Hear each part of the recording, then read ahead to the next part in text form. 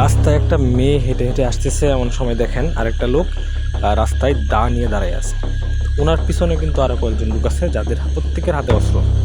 আসলে মেয়েটাকে তারা কেন আটকাইতেছে, মেয়েটার পিছনে তারা কেন লাগছে, এই সম্পূর্ণ ঘটনা জানলে আপনার মাথা হ্যাং হয়ে যাবে। একটা স্কুলের একটা মেয়ের সাথে এই ধরনের ঘটনা, যেটা আসলে সিসি ক্যামেরায় রেকর্ড না হলে কোনোভাবেই জানা সম্ভব হতো না। দেখুন মেয়েটাকে কীভাবে আটকাইছে, তাদের সাথে কি সম্পর্ক, কী কারণে তাকে এভাবে আটকানো হইতেছে, সম্পূর্ণ ঘটনাটা আপনারা ভিডিওটি দেখার পর বুঝতে পারবেন। দেখুন মেয়েটার গায়ে কীভাবে লাথি দিল।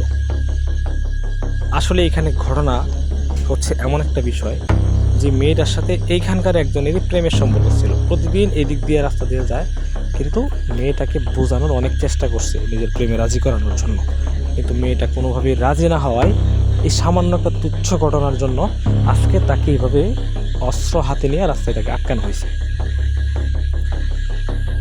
এমন ঘটনা বাংলাদেশে এখন অ্যাভেলেবেল, মানে প্রেমের প্রস্তাবে রাজি না হওয়ায় তাকে এইভাবে রাস্তায় আটকায়া মনে করেন যে হুমকি দেওয়া হচ্ছে।